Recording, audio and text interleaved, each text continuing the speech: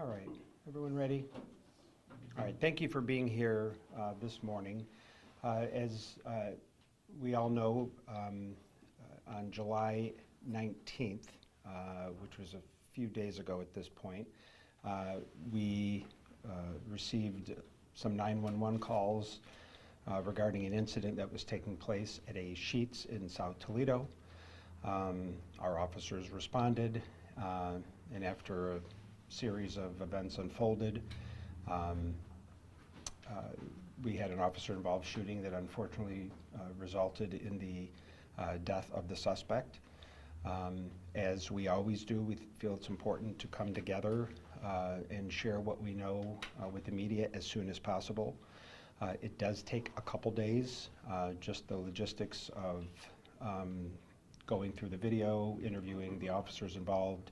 It is a process, we can't do it the next day, but doing it as quickly as we do, we believe is important in terms of maintaining and building upon the trust that's so essential to police-community relations.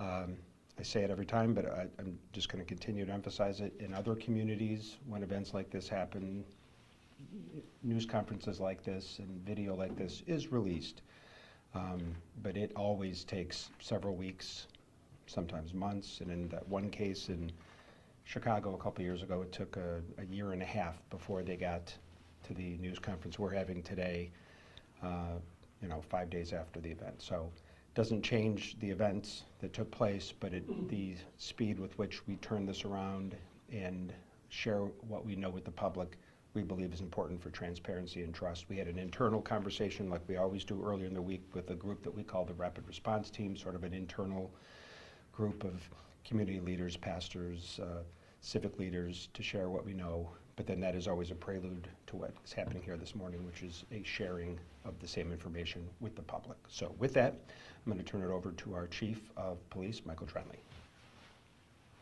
All right, thank you, Mr. Mayor. All right, thank you everybody for joining us today. So as the Mayor mentioned, we're here to talk about the officer-involved shooting on Sunday morning. It happened at 1950 South Reynolds, the Sheetz. We started receiving 911 calls about a male in the parking lot waving around a gun.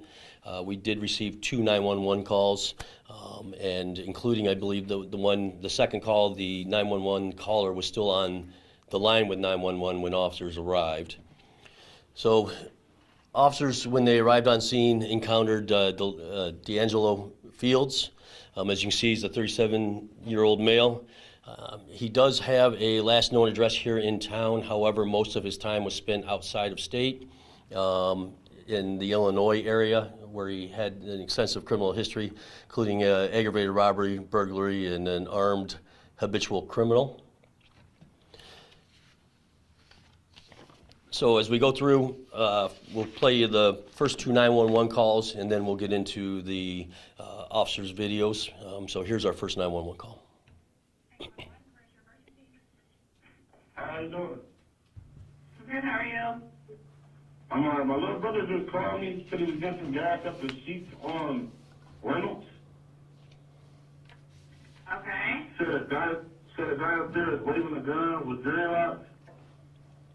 Okay. Did he give you any other information? He said he up there, he got a messed up eye. He said he fell into the gas pump and kept coming to the car, then he shot him a gun. Okay. He said he just masked up. He said he masked up, so I'm just giving you guys a call. Okay, where's your brother at now? He said he just pulled off from the Sheetz on Reynolds. Okay, did he say where the mail was? Yeah, he said he's still up there. He got dreadlocks, got a messed up eye. Okay, did he say what he was wearing at all? I didn't even ask. I was able to call you guys. Okay. And what's your name, sir? Okay. Is the male that you like or Hispanic? Correct. Okay. All right. You said he had dreadlocks and a messed up eye? Yep. Okay. All right. I'm going to go ahead and get this in. I'll notify crews to have a prompt check, okay? Appreciate you, thank you. Yeah, thank you. Bye. Okay, so as you can hear, talking about him waving a gun with other patrons at the pumps. So he's kind of not there on scene, so not really a witness, but just kind of relaying that information. Our next 911 caller is on scene and is a little bit more animated because they're actually there watching what's happening. Where's your emergency? Yes, it's a black dude. He pulled a gun out on these two black guys. Where are you at? I'm on Reynolds at Sheetz, and he's at a pump, and he got a South messed Reynolds? up eye. Yeah, he got a messed up eye. Okay. Yeah. I'm just looking at him right now, and he's just What, looking you at have me the like. time right now? So, I mean, he's putting it up right now, but he keeps putting it. Oh my God. Okay, take a deep breath. So, Did you say what pump is he at? I don't even want to mess this up now. No. Listen, take a deep breath, okay? What pump did you say he's at? I can't even see. He's walking. Oh my God. Oh my God. He's a black male. What is he wearing? Color of shirt? He got, oh my God. He got blue on. He got blue on. Shirt?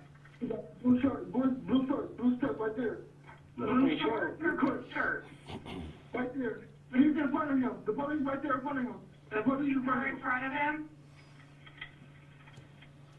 Hello? Jeez.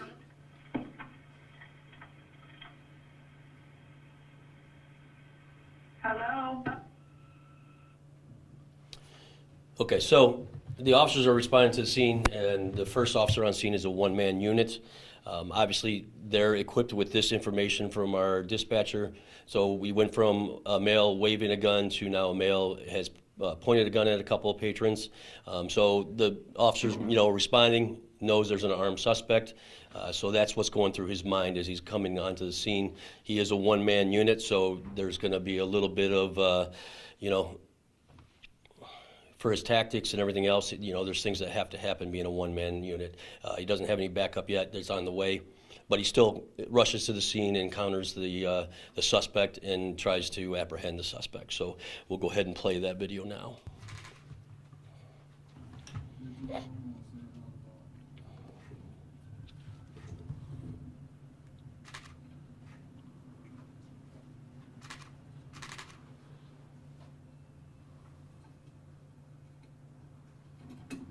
Come on, man, put your hands on the car.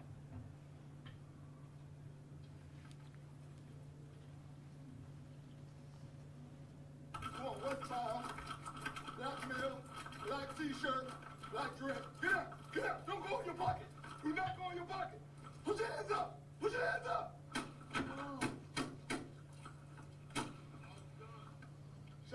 Shots fired. I need medical.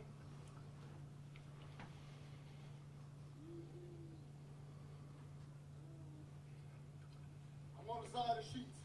West side of Sheetz.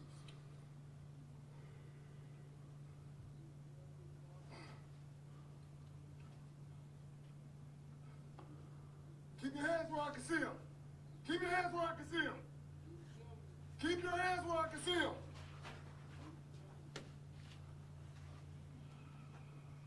I'm literally right here on him. He's down. Keep your hands where I can see him. Keep your hands where I can see him. Where's the gun?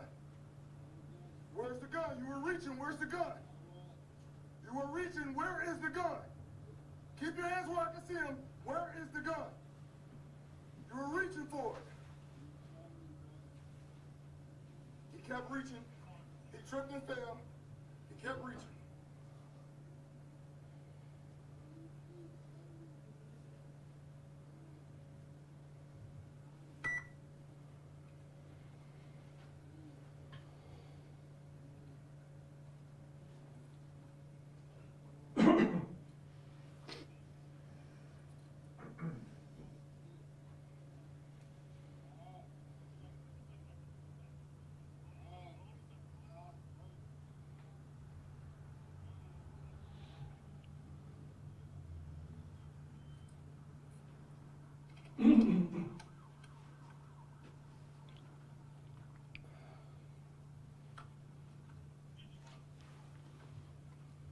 kept reaching in his pocket. I kept telling him.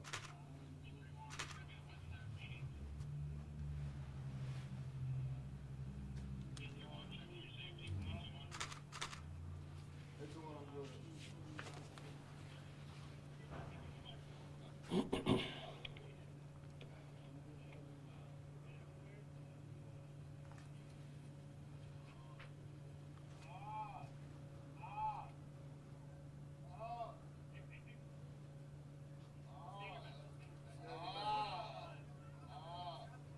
It's got it. It's right there. It's right there.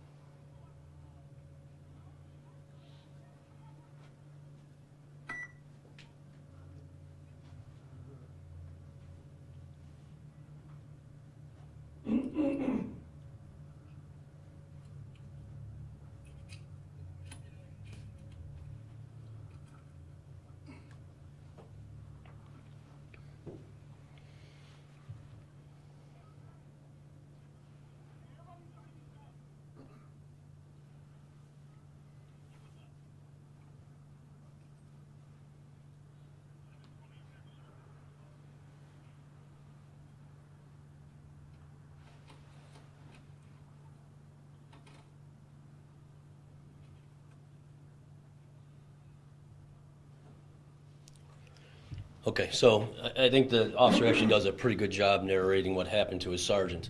So when he encounters the suspect, he takes off running. He trips, falls on his back, and it's hard to see because it is dark, which is another component of the fact that not only is a one-man officer, you can see he's there by himself for a long time, but it's also, hard to see, it's darker. Those are all things that contribute to confusion and everything at a scene. But the officer did a great job, sees him trying to pull the gun out.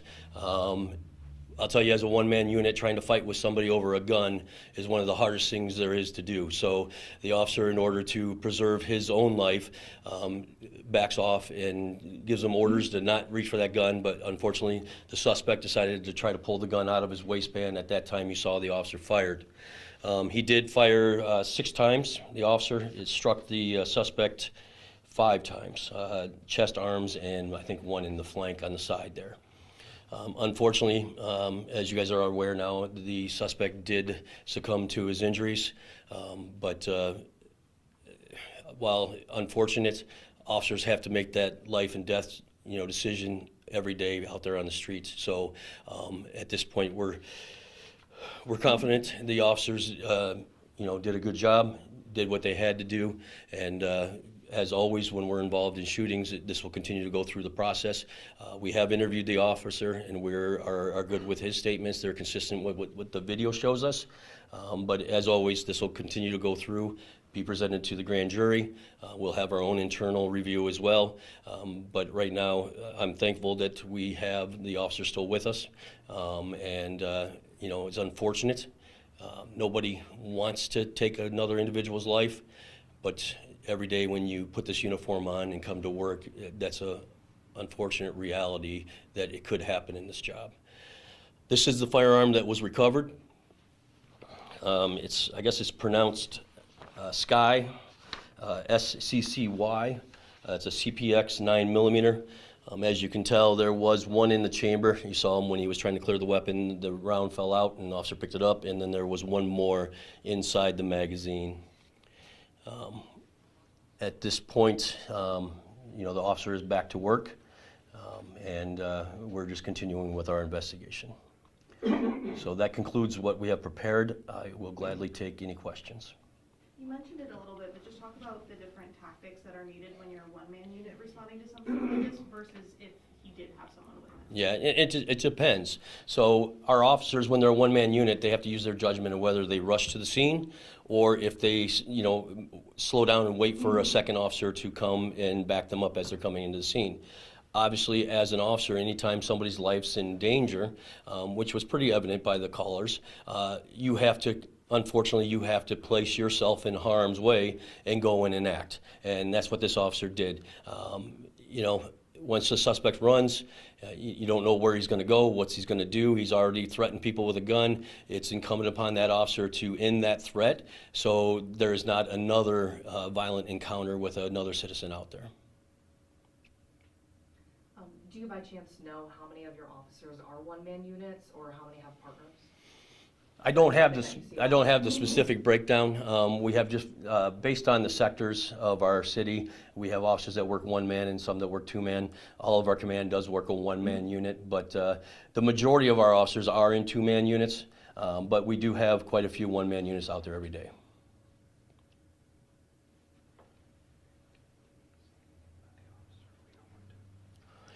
I'll cover this real quick. No, it's something that usually we present the officer, right? We tell you who the officer was and what happened, or what his history is and everything else.